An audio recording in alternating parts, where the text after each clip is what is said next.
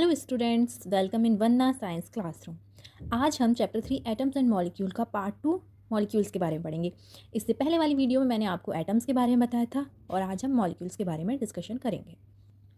Molecule molecule is a group of 2 or more atoms that are chemically bonded with each other. Molecule क्या होता है? Group होता है 2 या 2 से ज़्यादा एटम्स का। एटम हमारा सिंगल होता है और मॉलिक्यूल हमारा ग्रुप होता है। जब 2 एटम मिलते हैं तो उसे हम मॉलिक्यूल्स कहते हैं। और वो एक दूसरे से कैसे अटैच्ड होते हैं? केमिकली बॉन्डेड, एक दूसरे से बॉन्ड बनाकर वो अटैच्ड होते हैं। They are held together by attractive force. वो कैसे जुड़े होते हैं? एक अट्रैक्शन होती है उन दोनों के बीच में, जिसे हम अट्रैक्टिव फोर्स कहते हैं।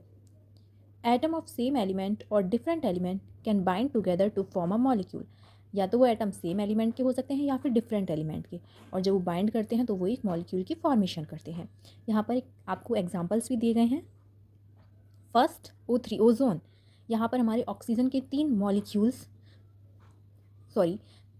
एटम्स मिलकर एक मॉलिक्यूल की फॉर्मेशन करते हैं। ये कैसा है? हमारा सेम एलिमेंट। सेकेंड है H2O, वो यानी कि water.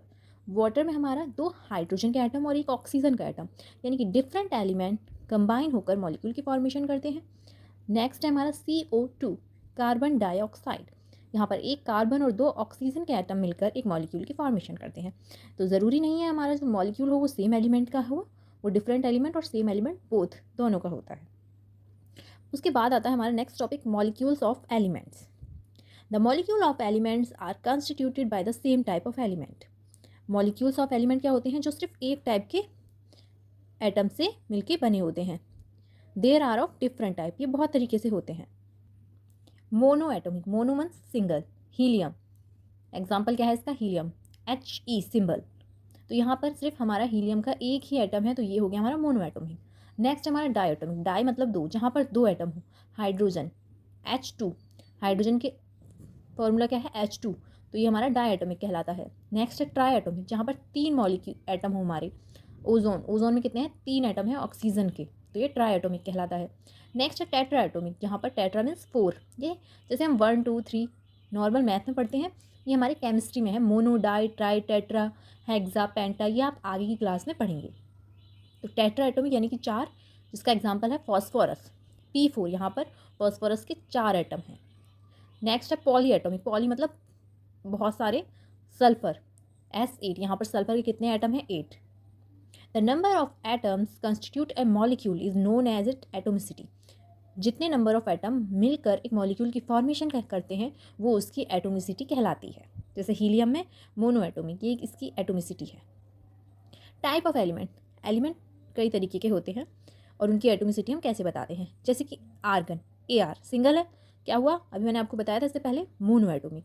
Helium He single atom है, ये भी मोनो एटोमिक। ऑक्सीजन O2, यहाँ पर 2 ऑक्सीजन आ रहे हैं, तो ये क्या हुआ हमारा? Di atomic. Nitrogen N2, nitrogen के 2 मॉलिक्यूल एटम हैं, तो ये हो गया हमारा डाई एटोमिक। ओजोन O3, 3 आया तो क्या हुआ? Try atomic. Phosphorus P4, tetra atomic. ये कुछ एग्जाम्पल्स हैं जिससे मैंने आपको एटोमिसिटी के बारे में बताया। मॉलिक्यूल्स ऑफ एलिमेंट में वो सेम टाइप के एटम होते हैं, और molecule of compound atom of different element, जहाँ पर डिफरेंट एलिमेंट ज्वाइन करते हैं एक डेफिनाइट प्रोपोर्शन में to form a molecule of compound, तो फॉर्म करते हैं मॉलिक्यूल ऑफ कंपाउंड। यहाँ पर मेन चीज़ क्या है? Definite proportion. उनकी जो प्रोपोर्शन होता है वो डेफिनाइट फिक्स होता है, उसे कोई भी चेंज नहीं कर सकता। एग्जाम्पल वाटर, वाटर का फॉर्मूला अब आपको याद हो जाना चाहिए, H2O।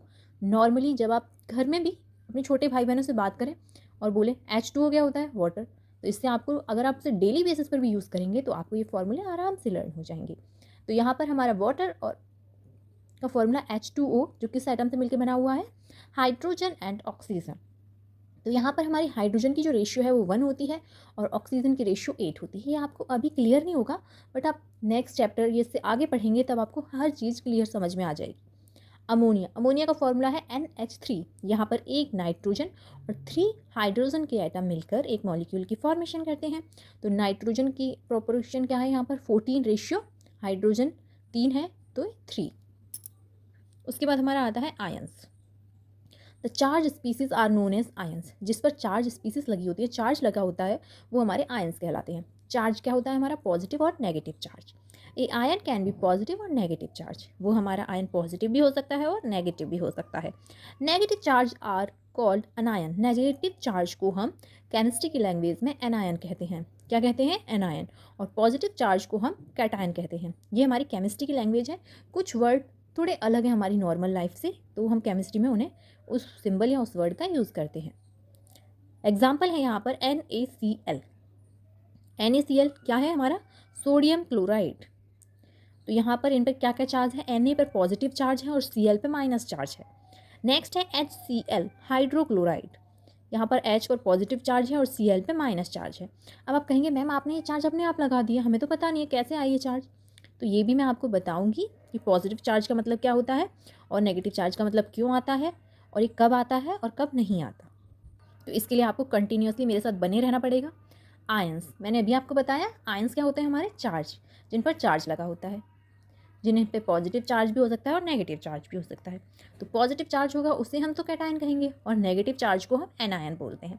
पॉजिटिव चार्ज यानी कि उसने अपना इलेक्ट्रॉन लूज़ कर दिया, लूज इलेक्ट्रॉन, और नेगेटिव चार्ज का मतलब होता है उसने गेन किया है इलेक्ट्रॉन।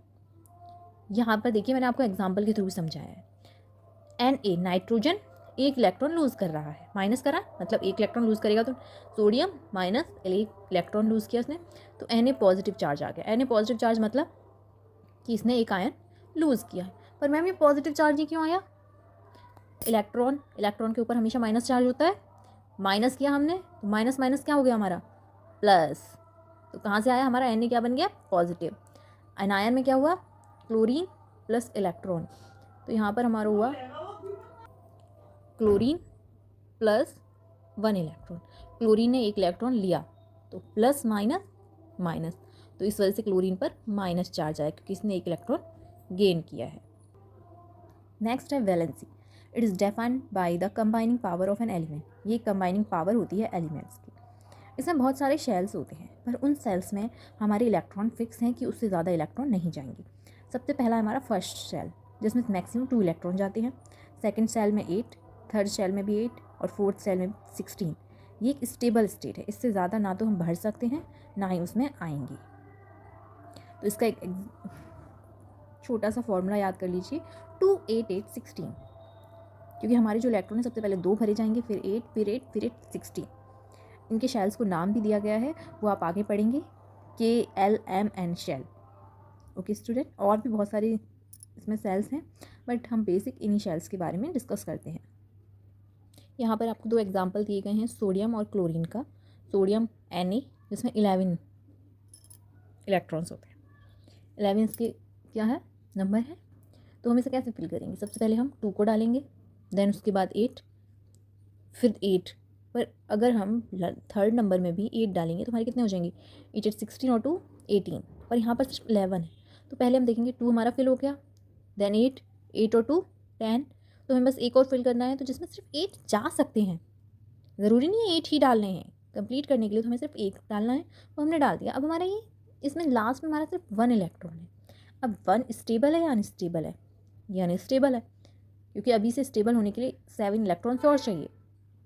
तो हम इसमें इजीली क्या कर सकते हैं? इस एक इलेक्ट्रॉन को हम लूज़ कर देंगे, फिर क्या हो जाएगा? ये स्टेबल हो जाएगा।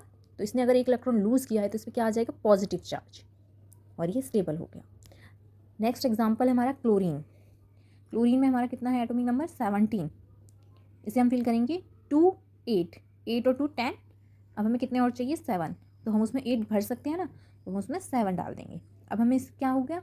ये भी अभी अनस्टेबल है, पर इसे स्टेबल होने के लिए क्या चाहिए? एक इलेक्ट्रॉन चाहिए बस। तो ये एक इलेक्ट्रॉन ले सकता है, क्योंकि एक इलेक्ट्रॉन लेना हार्ड नहीं है, ईजी है। तो एक इलेक्ट्रॉन लेगा और इस पर कैसा चार्ज आ जाएगा? Cl negative charge. इस तरीके से हमारे जितने भी एटॉमिक टेबल में एलिमेंट्स हैं उन सब के ऊपर पॉजिटिव और नेगेटिव चार्ज आता है उनकी वैलेंसी की बेस्ड पर। ओके स्टूडेंट, अगर आपको मेरी वीडियो अच्छी लगी हो तो लाइक, शेयर और सब्सक्राइब करना ना भूलें। Thank you. इससे आगे जो न्यूमेरिकल्स वाले फॉर्मूले हैं वो हम नेक्स्ट वीडियो में डिस्कस करेंगे। Thank you.